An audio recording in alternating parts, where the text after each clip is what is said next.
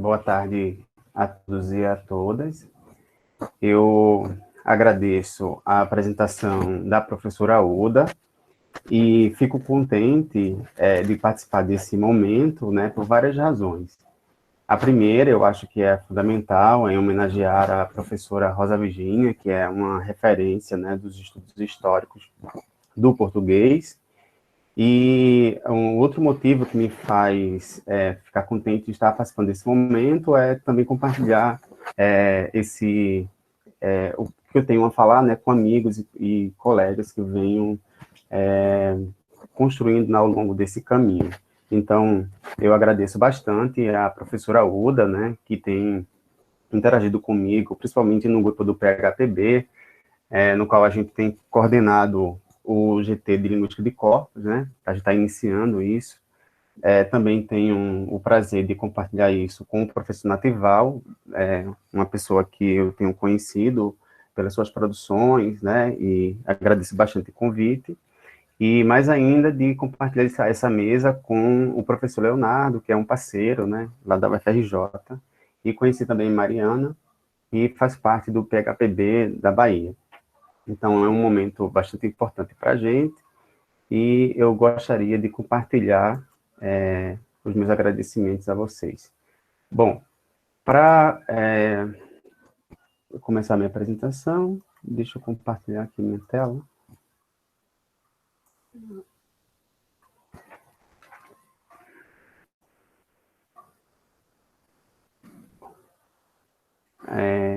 Vocês conseguem enxergar? Me deem um... Sim, sim, okay. tá ótimo. Tá. Uda, só me diga o quanto tempo eu tenho e quando eu estiver iniciando os meus últimos minutos, você pode me avisar, por favor. Certo, são 20 minutos, mas pode ficar à vontade. Tá bom. Bom, eu escolhi para falar aqui nesse momento, né, de um trabalho que eu venho desenvolvendo junto com o grupo do PHPB em Pernambuco, em que a gente tem olhado para o corpus do PHPB, né, que é um corpus que a gente começou a construir em 2010 e que a gente tem compartilhado com a equipe nacional. E a gente tem voltado principalmente para os documentos epistolares, que no caso são as cartas e as cartas pessoais. Então, o nosso olhar tem direcionado, né, algumas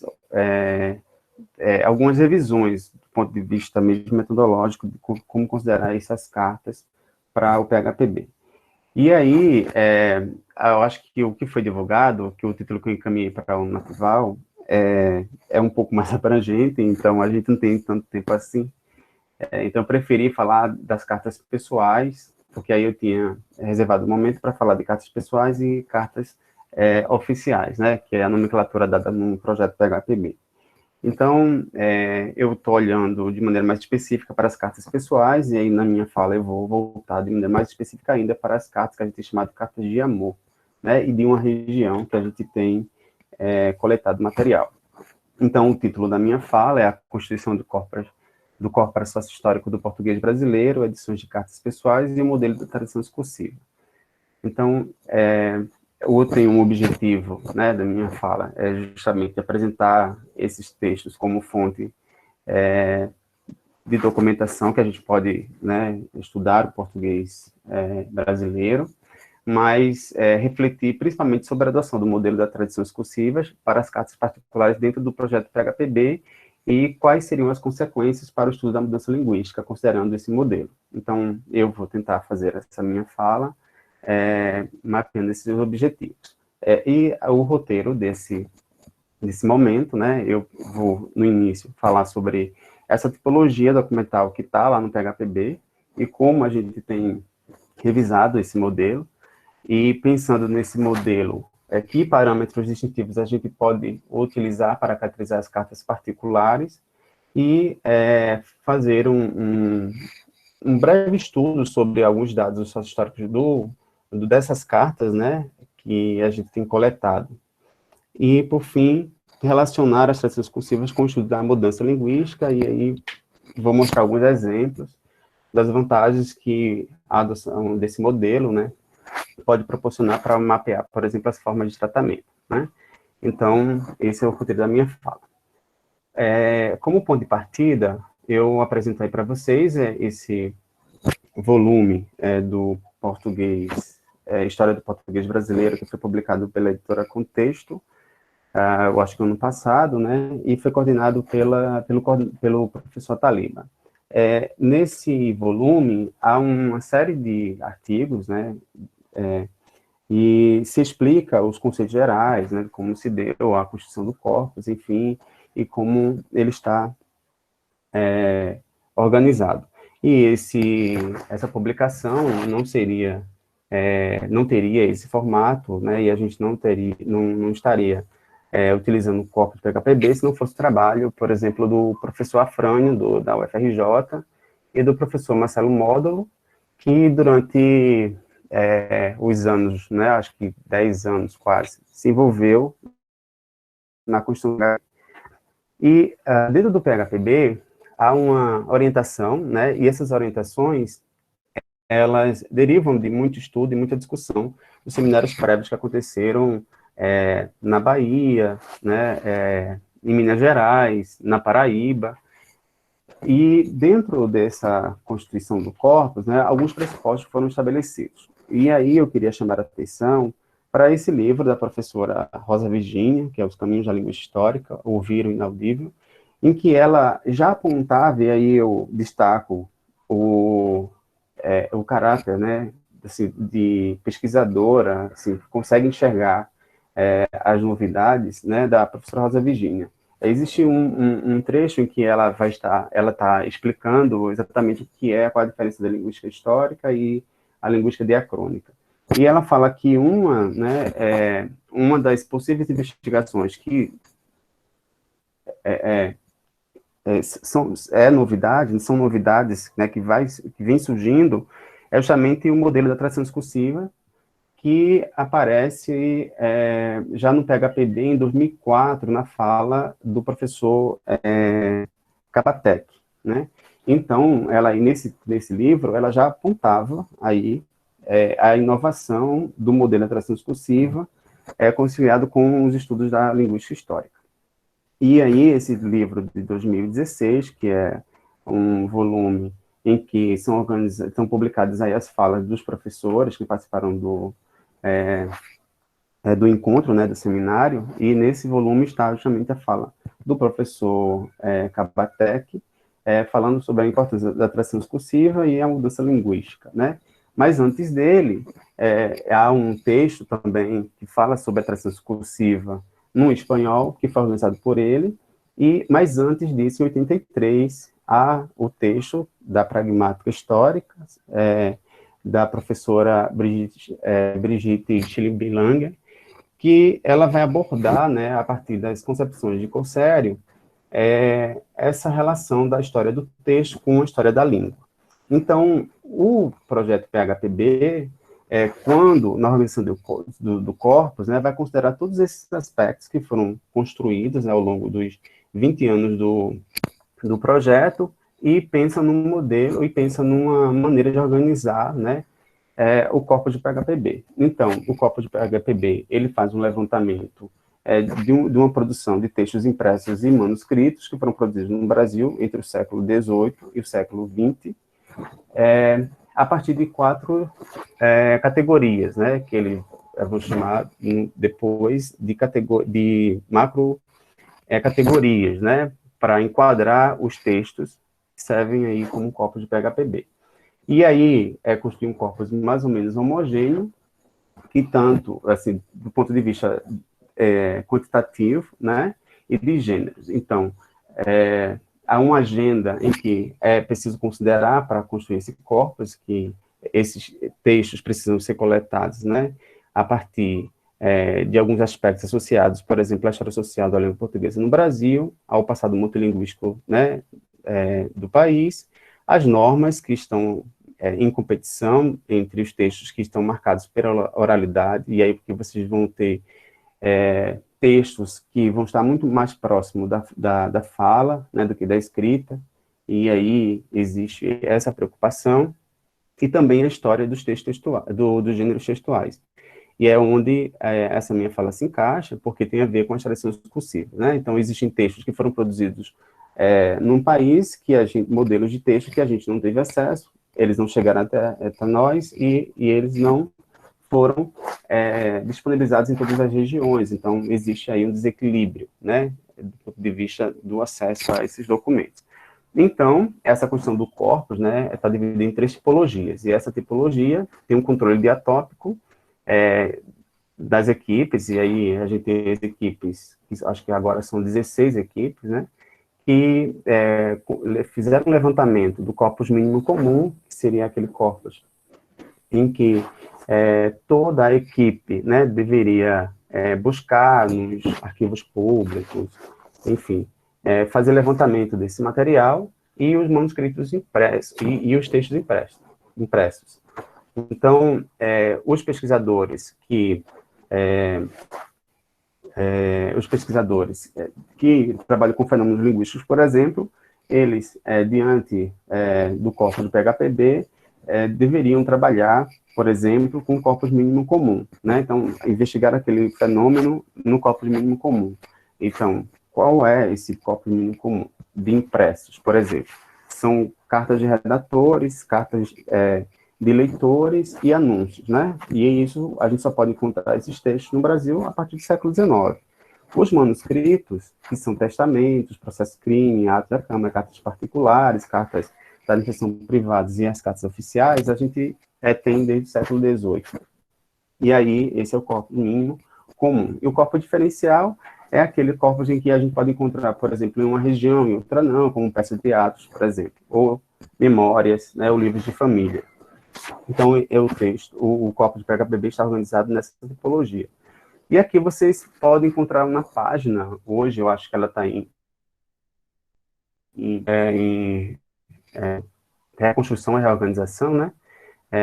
Eu acho que está sendo coordenada pelo professor Sandro, né? Essa página que você pode encontrar esse material do PHPB. Então, aqui a gente tem, por exemplo, né, você pode selecionar o corpora de impressos e corpora de manuscritos e por região. Então, manuscritos de Alagoas, Bahia impresso. Qual é o problema que a gente tem aí? É que nem todas as equipes do PHPB têm textos coletados. Então, por exemplo, Alagoas não tem manuscritos nem impressos. O Ceará tem uma parte de manuscritos que não está disponibilizado. Então, a gente tem uma variação, né, de disponibilização desses textos, porque ou não foram encontrados, ou porque a equipe não conseguiu né, transcrever e editar e encaminhar esses textos para o PHPB. E aqui vocês têm, né, todo o material disponível.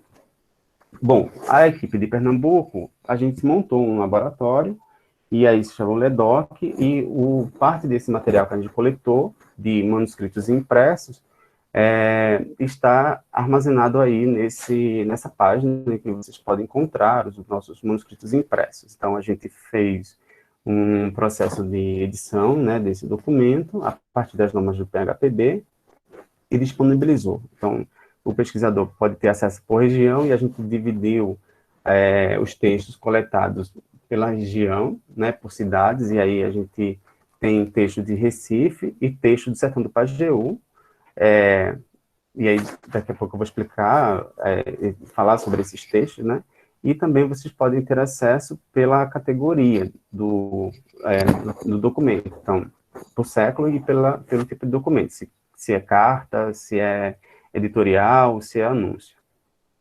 Então, e aí você consegue ter acesso à versão, né, mais modernizada e a edição aí editada, né, transcrita. E a gente criou uma ferramenta de revisão, porque parte da equipe não tem experiência com transcrição de textos, né, históricos, e a gente percebeu que havia uma certa irregularidade, né, na documentação. Então, o pesquisador que tem acesso a esse material, ele pode sugerir, por exemplo, como ele tem acesso à versão facsimilar, ele pode sugerir para a gente, e a gente recebe essa sugestão, né, a transcrição, né, para ter acesso a essa transcrição, certo? Então, esse é o corpus do PHPB. E aí, como eu falei para vocês, que meu olhar vai ser mais um olhar para as cartas, a gente tem esse quantitativo de cartas do PHPB, né?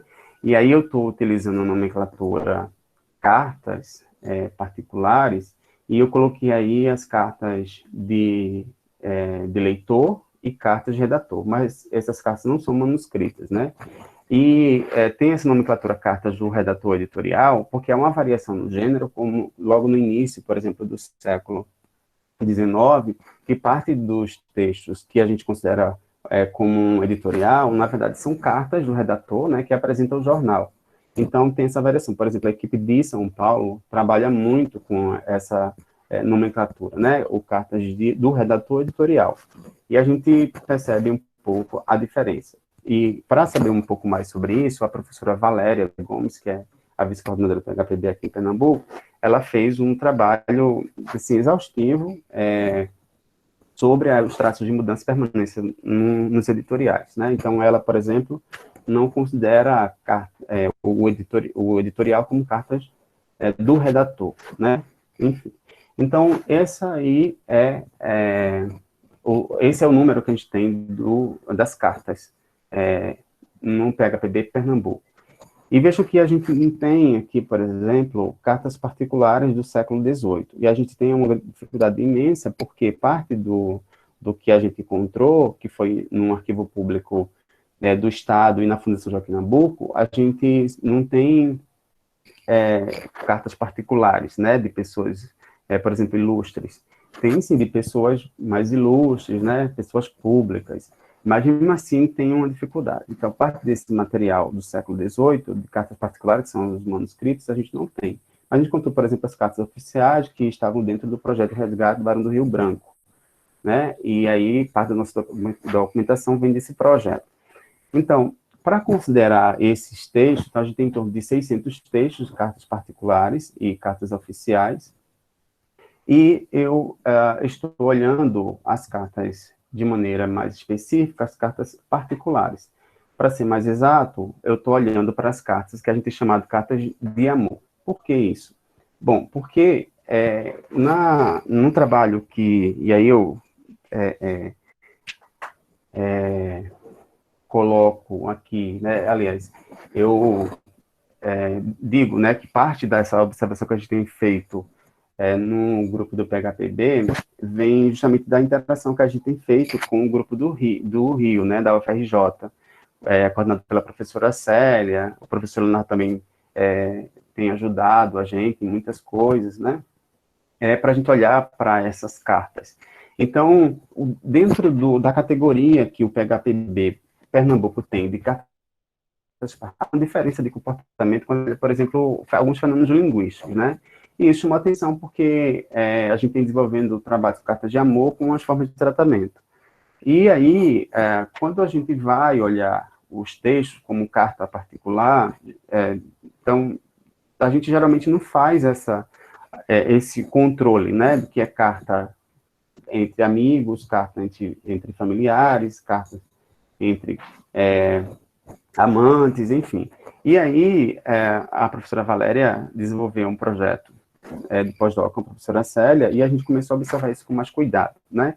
Então, esse modelo, para essas duas cartas que a gente tem aí, é uma carta que é escrita por Gilberto Freire, que é um sociólogo, né? Eu acho que você deve conhecer, é uma pessoa pública, que ele escreve, e ele recebe essa carta de José Antônio Melo. Ele é um historiador, uma pessoa altamente conhecida, ele é responsável, por exemplo, pelo maior acervo de documentos no período do Brasil-Holanda, né? É um historiador, professor da Universidade Federal de Pernambuco, e escreve essa carta para Gilberto Freire, e a gente teve acesso aí a esse documento. E aí, outra carta é uma carta de uma pessoa não ilustre, né? E a gente vê um comportamento diferente, por exemplo, quando a gente vai olhar para as formas de tratamento, né? As formas tratamentais e o uso do pronome tu e você. Então, isso me chamou a atenção e a gente sentiu a necessidade de fazer essa subcategorização. E que até então, o grupo do Rio tinha feito, o professor Afrânio, também Barbosa, no seu trabalho sobre a tradição discursiva e as cartas do comércio, né, começou a refletir sobre isso. Então, o meu olhar é justamente para de que maneira o modelo de tradição discursiva poderia nos ajudar a considerar essas categorias, né, dentro do projeto do PHPB. Então, a gente achou que o trabalho, ou o modelo com tradição discursiva poderia nos dizer exatamente como caracterizar essas cartas. Então, a gente tem dentro do corpus do PHPB cartas que se referem a cartas que têm uma temática mais de amigo, mais de família e cartas de amor. E isso poderia, de alguma forma, enviesar a interpretação de alguns fenômenos linguísticos, por exemplo, as formas de tu e você, né? Então, a partir do que seria os parâmetros fornecidos pela tradição discursiva, poderiam nos dizer sobre essas cartas, né? De que maneira a gente poderia caracterizar essas cartas. Então, alguns aspectos foram considerados, além, por exemplo, das relações sociais, porque o que acontece geralmente é que, para a gente considerar o que é uma carta de amor, apenas a relação entre o casal já seria suficiente para estabelecer para essa categoria, para ser uma carta de amor. E dentro desse corpus dessas cartas, nem sempre isso é possível e é evidente. Então, a gente tem cartas de casais que necessariamente não são cartas de amor, parece cartas de amigos, enfim, né? E isso pode, de alguma forma, enviesar a interpretação de alguns fenômenos. Então, a gente escolheu alguns parâmetros que estão dentro, né, do modelo de tradição discursiva para tentar caracterizar o que seriam essas cartas. E aí tentar, de alguma forma, verificar essa variação que acontece do próprio gênero carta particular, certo? E aí, com isso, a gente escolheu alguns parâmetros dessa caracterização. E os parâmetros foram o propósito comunicativo, a temática, a composição das cartas e os modos de dizer, que são as formas tradicionais de dizer. Bom, e esse trabalho a gente tem né, se baseado na discussão de Afrânio, de Gomes e um trabalho meu, de 2018. E dentro dessa observação, a gente fez essa caracterização da carta particular, das cartas particulares, ou seja, a gente utilizou a nomenclatura da tipologia documental do PHPB e a gente promoveu uma subcategorização dessas cartas. Então, tem chamado de cartas de amigo, cartas de família e cartas de amor. E essas cartas, elas têm particularidades específicas quanto a tema e a estruturas, inclusive alguns recursos linguísticos que são próprios do dizer, por exemplo, do dizer amoroso, né, dizer de amigo, enfim. E isso foi o que nos conduziu a essa categorização. Então, a gente hoje tem, por exemplo, no século XX, aqui, em torno de 213 cartas, 300 e alguns, 320, eu acho, 330 cartas do século XX, divididas entre cartas de amigo, cartas de família e cartas de amor. Então, cartas de amor aí a gente percebe, aqui pelo número, que é a maior quantidade. Então, a gente tem em torno de 207 cartas de amor, certo? Bom, e a nossa preocupação era dizer o que é, na verdade, carta de amor, né? Então, baseado nessa proposta de classificação de cartas pessoais, né, meu olhar foi mais direcionado para cartas de amor e mais direcionado exclusivamente para as cartas de amor produzidas por um casal do sertão. E aí eu vou mostrar resultados que eu consegui, né, obter através da investigação dessas cartas. E aí a gente tem, no total, são cartas, essas 203 e 7 cartas, são de 4 casais, um casal de Recife, da região metropolitana de Recife, e 3 casais do Alto Sertão Pernambucano. E aí a gente tem cartas da década de 50, né, de 1950 até 1990.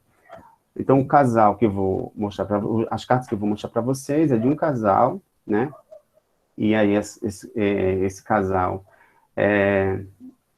essas cartas, né, elas foram redigidas por 2 jovens que moram, um ainda é vivo e o outro não, e a outra não, do sertão pernambucano, da cidade chamada Triunfo, que fica a 413 e 20 quilômetros de Recife.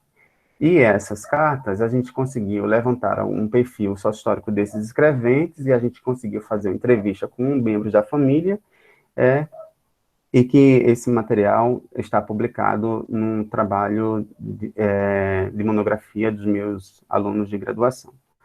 Então, aqui, né, são justamente os casais que eu tenho, as cartas que eu tenho dos casais, né?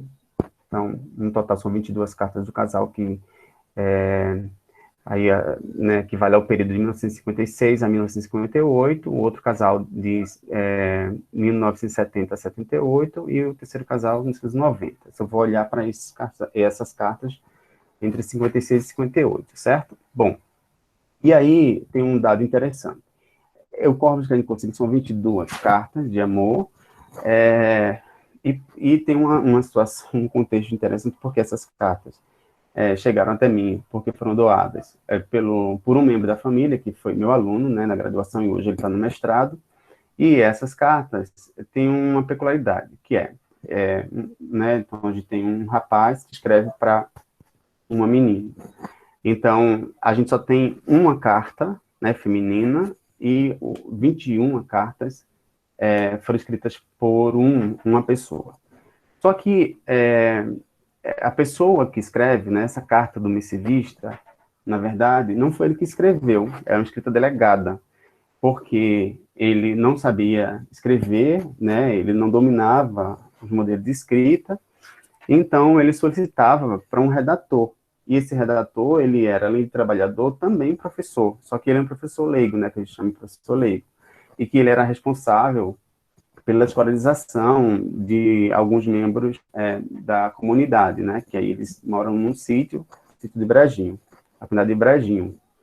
Então, a gente tem um problema aí, primeiro na quantidade, no desequilíbrio dos dados, e nesse perfil que a gente poderia levantar do redator.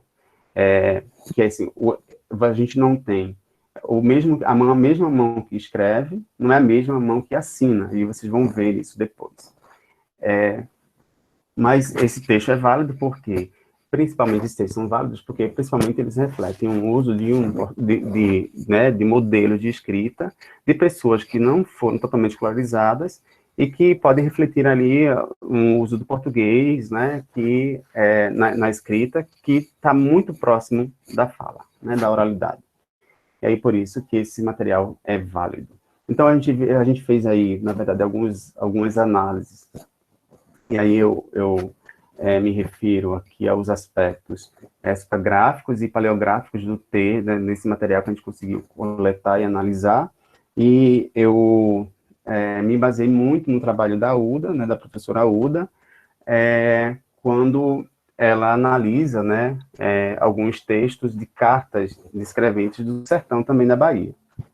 Então, a gente verifica que os textos são textos breves, curtos, e às vezes não tem pontuação, e há assinatura. E tem um dado interessante que em algumas cartas a gente encontra essas como se fossem gravuras aí, né? RM. RM é a inicial, né? A letra inicial do escrevente masculino e M da escrevente. E ele faz esse símbolo que a gente chama de monograma, que é um recurso muito utilizado em postal. E a gente fez uma previsão, né, como se houvesse a possibilidade de, como havia uma relação, aliás, uma das cartas havia dito lá escrito que eles também faziam trocas de mensagem através de postais, então essa marca aí gráfica, né, parece ser uma tentativa, né, de um registro de uma marca muito modal desse casal. E aí, isso é interessante porque ele mostra o quanto de modelos de escrita, né, esse casal teve acesso. Então, olhando para a documentação, a gente conseguiu perceber, por exemplo, duas mãos na carta. Uma carta que assina e uma carta que escreve. E ora, essa carta, assim, o redator, né, aí a gente lembra da situação em que uma terceira pessoa aí da relação escreve, assim, uma terceira pessoa no sentido que ela não participa da relação, mas ela escreve as cartas, né, do casal, ele assina. Então, vocês percebem aí que existe aqui, ó, esse curso do R, do J e do S, que são as iniciais do nome e sobrenome do escrevente. Essa é a primeira carta, acho que é a carta de 1956, né? A gente começa a perceber que em algumas cartas, essa assinatura, então o curso da letra, por exemplo, vocês estão vendo aqui que esse R é diferente desse outro, né? O J, olha o traço do J e do S aí, é mais característico. Então são traços, né? São marcas que aparentemente de pessoas que tiveram pouco acesso à escrita, né? E pouca prática com a escrita. E essa primeira carta parece ter sido assinada pela pessoa que escreve, só que as outras não, né? Algumas outras não. E aí foi quando a gente verificou que há duas mãos na carta, né? Uma que escreve e ora assina, e a outra que apenas assina. E isso foi visível, inclusive, em outras partes do texto. Então, eu identifiquei, por exemplo, alguns traçados e os formatos da letra M, por exemplo, a letra T, e que parece que partes muito curtas, né, ou fórmulas assim muito próprias da oralidade e muito simples, de uma sintaxe simples, era fácil de escrever. E aí a gente percebe uma diferença do traçado que é dado no corpo do texto e em alguns fragmentos, principalmente na despedida das cartas, né? É que a gente percebe, aqui, talvez não seja muito claro, mas ele termina a carta assim, amo-te de verdade. E esse amo-te de verdade parece ser uma escrita própria de quem realmente editou a carta, e não de quem escreveu a carta. E aí a gente tem outras, né, ocorrências, por exemplo, do R, né, aqui, do B e o J. Então, a gente conseguiu perceber essa autoria que é meio, né, ambígua aqui. Às vezes você tem identificado o autor, né, outras vezes não. Então, esse é um aspecto que a gente levantou do ponto de vista paleográfico. E do ponto de vista da composição das cartas, a gente viu que essas cartas, na verdade, elas refletem muito o uso da carta comum, né? Então, a gente aprende a escrever cartas, às vezes, sem necessariamente ir para a escola. E aí existem fórmulas nessas cartas que são próprias do gênero mesmo, né? Então, por exemplo, essa aqui nessas cartas, eu espero que vocês estejam vendo, essas cartas que uma de 56, uma está sem data e outra de 58, parecem fórmulas assim, muito marcadas, né, para o começo dos textos que eles produzem. Então, envio-lhe, apresente para comunicar o seguinte fim. Aí, sim, Maria, eu fiquei muito satisfeito em você ter me avisado que seus pais não consentem a nossa amizade. Se tinha agora por diante, evita que eu frequentar a sua casa. Não era mesmo? E aqui eu chamo a atenção para essa fórmula que faz parte da captação da benevolência da carta, que parece ser um tom muito formal, né? Envio-lhe, apresente carta para comunicar o seguinte. Então, veja que tem uma fórmula, assim, uma sintaxe tão bem construída, parece ser bem construída, que é diferente da carta, assim, do desenvolvimento da carta, né? Do corpo da carta, que aí você percebe uma variação maior. E a mesma coisa, as fórmulas de despedida, que quando ele diz assim, subscrevo anteciosamente a seu admirador, que tanto te ama, né? E aí, a Amy escreve, né, né, que na captação da benevolência, sendo hoje, para mim, momento de jubilo, ao pegar na minha atrasada pena para dar-te mais notícias minhas, ao mesmo tempo corresponder à tua amável cartinha. Essa é a carta feminina, né? E aqui ela faz, no final, aqui vou terminar enviando os meus sinceros votos. Essa carta, ela escreve, e logo em seguida parece responder essa mesma carta. E aí ele diz assim, ó, recebi a tua carta, fiquei rejubilado em saber notícias tuas. Me parece que essas cartas, elas talvez elas sejam respostas, né, pelo conteúdo aqui que foi desenvolvido.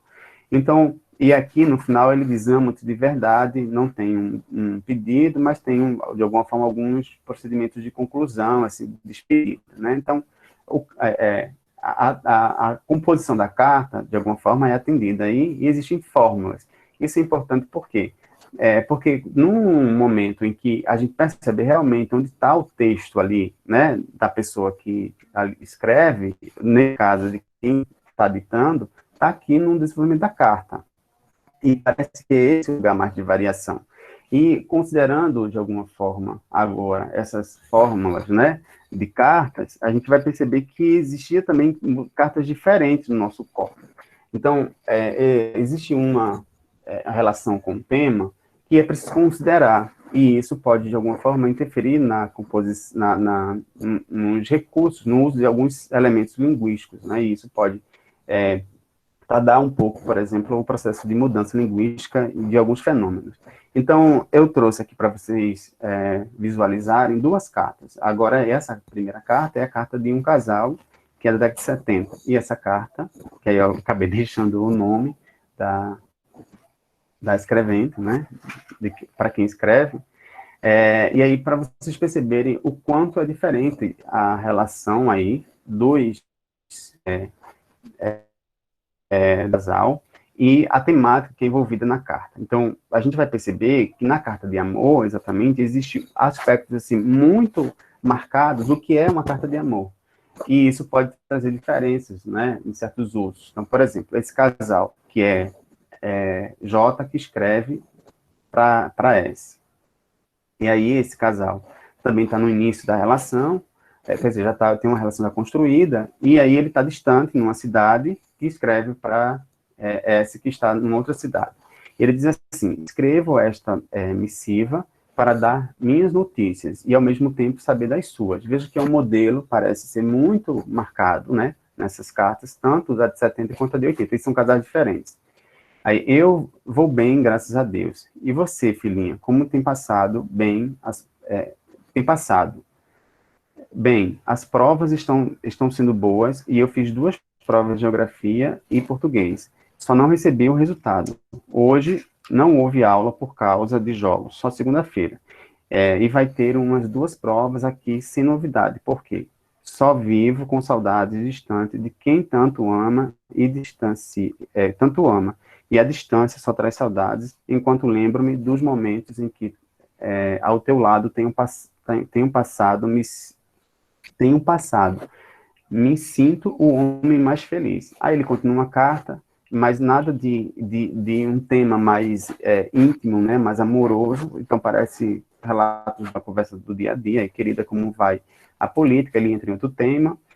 E depois, no final, ele fala logo meu amor. Então, nessa carta, na verdade, a gente pode chamar a carta de casal só porque é trocada por um casal, né? Ou porque existe um tema específico do dizer amoroso. Então, a gente só encontra, nesse momento, só alguns trechos que vão falar disso, que é diferente da carta da década de 50, do casal lá do sertão, que é da década de 50. E ele faz assim, diz assim, para M, que é Maria, né? Saudades de tu, recebi a tua carta, fiquei muito alegre ao ouvir as tuas amorosas frases, que na realidade partem meu coração sincero. Eu posso lhe dizer que sou feliz porque na realidade eu te amo.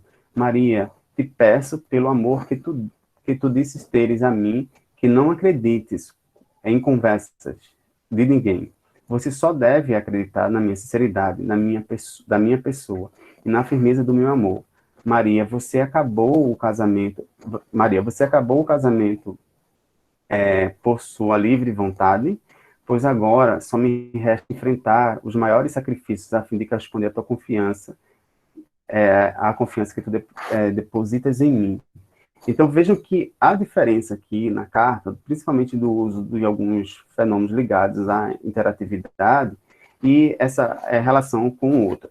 Então, a gente percebe que esse amor aí que existe na carta de 50, essa carta, que é a carta 2, é um amor que ele é externalizado com frequência a partir da relação que a gente consegue perceber com os fenômenos das formas de tratamento, e que existe uma repetição constante de fórmulas, né, para dizer do que é o amor. E aí, a nossa preocupação é justamente dizer assim, o que é uma carta de amor, né? Então, a gente tentou buscar esses traços que caracterizam esse dizer amoroso para saber exatamente o que é uma carta de amor. Então, baseado nesses modos de dizer amoroso, a gente fez alguns levantamentos, né? E aí, por exemplo, esse levantamento das formas tratamentais nos indicaram 2 estágios de envolvimento da relação desse casal. Então, a gente percebe que nesse casal existe aí fórmulas que são mais distantes, que aí a gente tem menos intimidade nas cartas, e aí existe uma formalidade um pouco maior, e quando existe uma proximidade, uma intimidade maior do casal, a gente percebe uma variação dos usos tratamentais, né? E aí a gente tentou mapear as formas do tu e você. Só para vocês visualizarem aí, então, por exemplo, a gente tem um estágio em que a gente classificou como amigos apaixonados, em que ele ainda está se declarando para ela, e vejam que isso é tão forte, porque existem marcas, assim, muito visíveis nessas fórmulas de entrada das cartas, de início das cartas, que é a captação da benevolência, desse distanciamento dele. Então, vejam que ele coloca aqui uma vossa pessoa, né, que é logo no início da relação. E aí ele usa algumas marcas aqui muito próprias dessa construção, e depois essa forma tratamental de meu querido noivo, né, minha querida noiva, e aí a gente consegue perceber um uso maior do tu presente no momento em que eles já estão mais íntimos, mais próximos, né, um do outro. E aí isso, né, fez a gente conseguir mapear essas estratégias que estão ligadas ao discurso amoroso. Então, a gente verificou fórmulas mais ou menos temáticas, né, para declarar o amor, para expressar o amor, para demonstrar saudade, realizar o amor e reiterar saudades. E isso é tão marcado na carta que existe uma frequência muito grande do ti e do tu.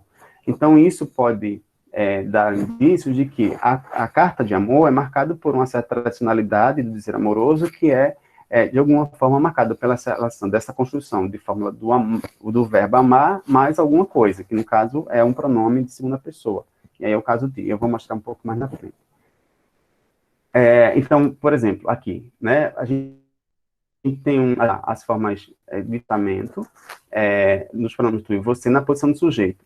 E a gente encontrou cartas, né, que se referem a gente tem um equilíbrio, né, da relação aqui do tu e os subsistemas do tu.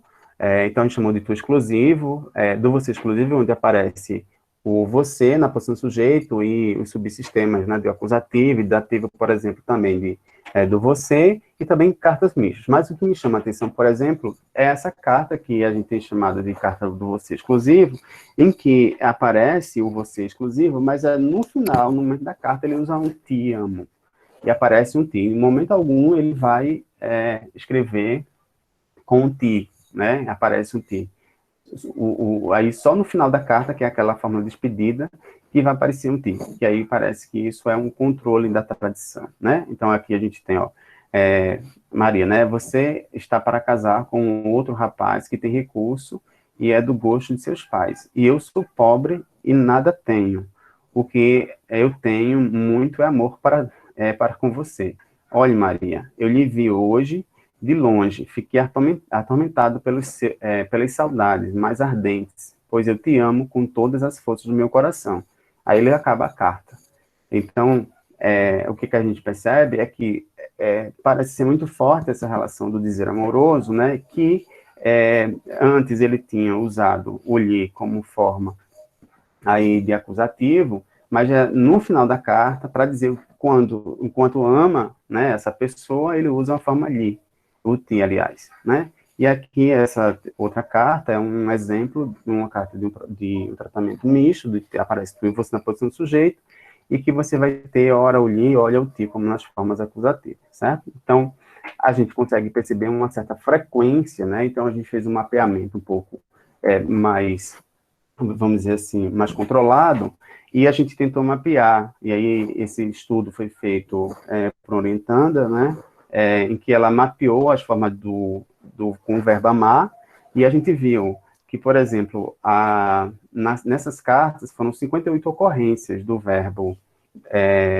o ti, né, na função acusativa, com verbos. E a gente levantou 46 dados associados ao verbo amar. Aí depois você tem encontrar, esquecer, aborrecer, te ver, convidar, deixar, no total. Vejam que 79% das cartas, né, tem a construção te amar. Então, isso, de alguma forma, parece evidenciar uma tradição do dizer amoroso, que é uma forma de dizer, né, amoroso, que está muito presente nas cartas.